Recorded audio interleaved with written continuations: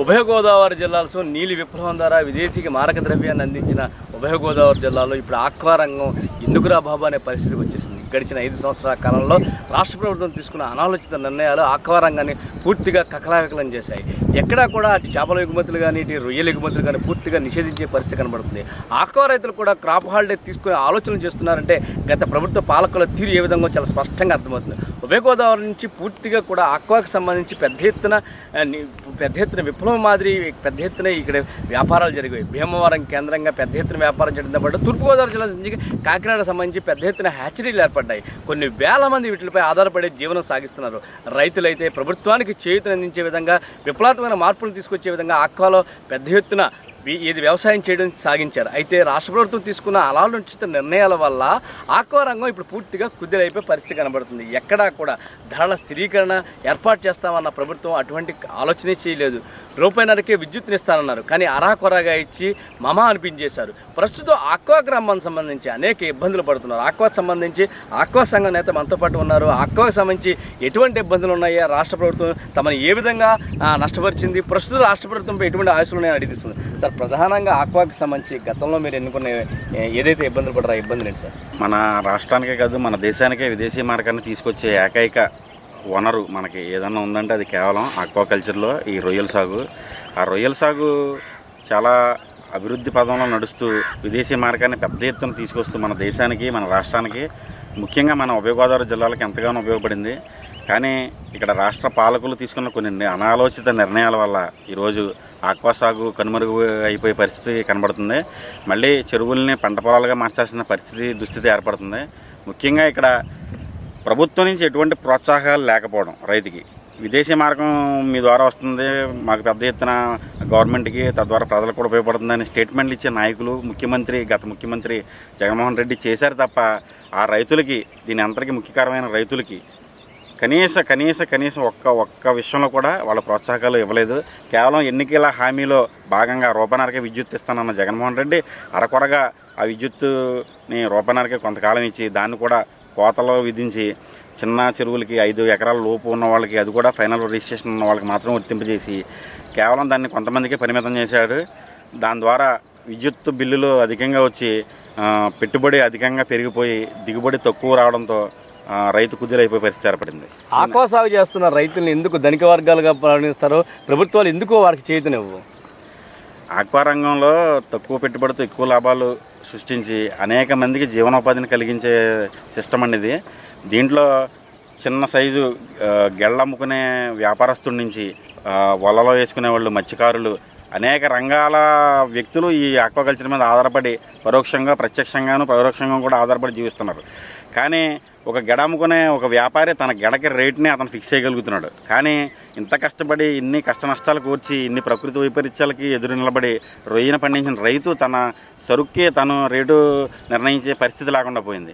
కేవలం ఇది కొంతమంది చేతిలో ఉండిపోవడం వల్ల, అలాగే ప్రభుత్వం దీన్ని హ్యాండ్ ఓవర్ చేసుకోకుండా కొంతమందికి మాత్రమే దీన్ని పరిమితం చేసి ప్రైవేటు వ్యక్తుల చేతుల్లో పెట్టి ఈ ఆక్వా రంగాన్ని వాళ్ళకి కావాల్సిన రాజకీయ నాయకుల చేతుల్లో పెట్టి ఈ ఆక్వా రంగాన్ని కుదేలు కావడానికి ముఖ్య కారణం అది ధరల స్థిరీకరణ మెయిన్ ప్రధానం అండి. ఎందుకంటే ఒక కేజీ రొయ్య 100 కౌంటుకి తీసుకురావాలంటే ఈ లీజులు ఈ ఎక్స్పెండిచర్స్ అన్నీ లెక్కేసుకుంటే 210 రూపాయల నుంచి 220 రూపాయల వరకు ఖర్చు అవుతుంది. కేవలం ఈరోజు 100 కౌంటు రొయ్య వచ్చి 200 ఉంది. అంటే రైతు ఒక కేజీకి 10 రూపాయల నుంచి 20 రూపాయలు నష్టపోయే పరిస్థితి వచ్చింది. అంటే టన్నుకి దగ్గరగా 1,00,000 రూపాయల వరకు 1,00,000-2 లక్షల రూపాయలు నష్టపోయే పరిస్థితి ఏర్పడింది. దీన్ని గవర్నమెంట్ తీసుకుని తమ చేతిలోకి తీసుకుని ధరల స్థిరీకరణకు ఒక కమిటీని ఏర్పాటు చేసి ధరల నియంత్రణని గవర్నమెంటైజేషన్ చేసి దాన్ని పబ్లిక్ చేస్తే ఈ ధరలని పెంచడం అనేది కొందరు చేతుల్లో ఉన్న దాన్ని తీసుకుని గవర్నమెంట్ తన హస్తంలో పెట్టుకోవాలి. దీనికి ఎప్పటి నుంచో మేము పోరాటాలు చేస్తున్నాం. అయినా సరే ప్రభుత్వం నుంచి జగన్మోహన్ రెడ్డి పరిపాలనలో 1% కూడా దీనికి మాకు అనుకూలంగా కనిపించలేదు. చంద్రబాబు నాయుడు గారు రూపాయిన్నరకి విద్యుత్తు ఇచ్చాడు అప్పుడు గతంలో, దాన్ని కొనసాగిస్తాడని అనుకున్నాం ఈ జగన్మోహన్ రెడ్డి. కానీ దాన్ని పూర్తిగా కుదేలు చేసి రైతులు విర్చాడని చెప్పొచ్చు ఒక విధంగా. సార్, ఇప్పుడు మీరు అంటున్నట్టు జగన్మోహన్ రెడ్డి ప్రభుత్వం 3,000 కోట్ల రూపాయలతో ధరల స్థిరీకరణ ఏర్పాటు చేసింది, రైతులందరికీ ఆదుకునే ఉంది. కానీ ఆక్వా రైతుకు మాత్రం ఆ ధరల స్థిరీకరణ లేదని ఎలా చెబుతున్నారు? ఆక్వా రైతు అనేసరికి ఒక చిన్నపాటి లోకం ఏంటంటే అందరూ డబ్బున్న వాళ్ళే ఆక్వాకల్చర్ చేస్తారనే నానుడి ఉంది ఈ రాష్ట్రంలో. కానీ అది కరెక్ట్ కాదండి. చిన్న ఆటోలు తోలుకునే వాళ్ళు నలుగురు సిండికేట్గా ఏర్పడి చెరువులను కౌలు ఎవరో కూడా సొంత చెరువులు చేసే రైతులు 10% ఉన్నారు అంతేనండి. అయితే కేవలం లీజుకి తీసుకుని చేసే వ్యక్తులే ఎక్కువ మంది ఉన్నారు. చిన్న ఆటోలు తోలుకునే వ్యక్తులు, రోజు కూలి పనికి వెళ్ళే వ్యక్తులు 2 లక్షలు 3 లక్షలు పోగేసుకుని ఈ రంగంలోకి దిగి ఎంతో కొంత వెనకేద్దామన్న ఉద్దేశంతో వాళ్ళు వచ్చారు. కానీ ఈ ప్రభుత్వ ఆలోచనల వల్ల వాళ్ళందరూ కుదేలైపోయి వాళ్ళ కుటుంబాలు కొన్ని రోడ్డున పడిపోయే పరిస్థితి కూడా ఏర్పడింది. వాళ్ళ ఎన్డీఏ ప్రభుత్వం ఏర్పడడానికి ఉభయ గోదావరి జిల్లాలో ఎంతగానో దోహదపడ్డాయి. ఇక్కడ క్లీన్ స్వీప్ ఇచ్చారు. ఉభయ గోదావరి జిల్లా నుంచి ఆక్వా రైతుగా, ఆక్వా సంఘ నేతగా మీరు ప్రభుత్వం నుంచి ఏం కోరుకుంటున్నారు? ఒక విజనరీ ఉన్న నాయకుడు చంద్రబాబు నాయుడు గారు, ఆయనకి క్షేత్రస్థాయిలో ప్రతి ఒక్కరు పడే కష్టాలు, ప్రతి రంగంలో ఉన్న లోటుపాట్లన్నీ కూడా ఆయనకి అనుభవం ద్వారా కానీ, ఆయన విజనరీ ద్వారా కానీ ఆయనకు అనుభవం ఉంది. ఆక్వాకల్చర్ గురించి కూడా ఆయన దృష్టిలో ఉంది. అదేవిధంగా పవన్ కళ్యాణ్ గారికి కూడా మీరు అనేక సార్లు దీని మీద వినతులు ఇవ్వడం, ఆయనకి నివేదించడం జరిగింది. ఆయన కూడా క్షేత్రస్థాయిలో మొత్తం ఆక్వాకల్చర్ యొక్క దుస్థితి ఎలా ఉంది, వీళ్ళకి ఏ విధంగా మనం సహాయపడగలమని చెప్పి నిపుణులతో కూడా ఆయన చర్చించారు గతంలో. కాబట్టి మాకు ఇప్పుడు చాలా ఆనందంగా ఉందండి కొత్తగా ఎన్డీఏ గవర్నమెంట్ ఏర్పడడం. ఈ గవర్నమెంట్ మాకు చాలా సపోర్ట్గా నిలబడుతుందని. అదేవిధంగా శీతల గిడ్డంగులు ప్రధానమైనవి. శీతల గిడ్డంగి ఎందుకంటే ఇది పచ్చి సరుకు, మనకి చెరువు ఏదైనా ప్రకృతి వైపరీత్యాలు కానీ డిసీజుల వల్ల కానీ పట్టుబడికి ఇమీడియట్గా ఏ రోజు వస్తుందో తెలియదు మనకి. ఆ వచ్చేసరికి సరైన ధర లేకపోవడం దీనికి ప్రధాన కారణం. అదే మేము స్టోరేజ్ చేసుకునే వెసులుబాటు ఉంటే మాకు మంచి రేటు వచ్చిన రోజే మేము అమ్ముకునే పరిస్థితి ఉంటుంది.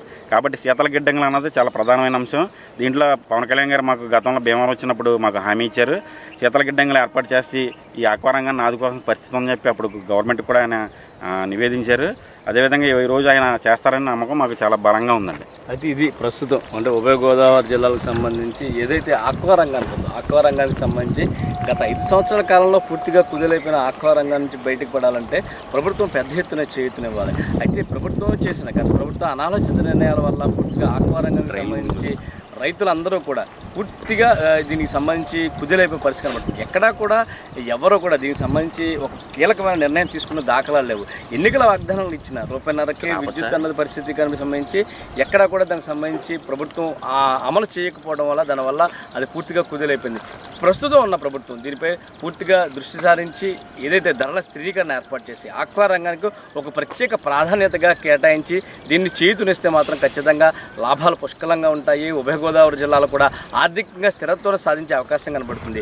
ఎన్డీఏ ప్రభుత్వానికి ఏకపక్షంగా నిలబడ్డ ఉభయ గోదావరి జిల్లాలకు ఎన్డీఏ ప్రభుత్వం చేసే అత్యంత మేలు ఏంటంటే ఖచ్చితంగా వ్యవసాయంతో పాటు ఆక్వా రంగానికి కూడా పెద్ద ఎత్తున చేయూతనివ్వాలని ఇక్కడ రైతులు కోరుకుంటున్నారు.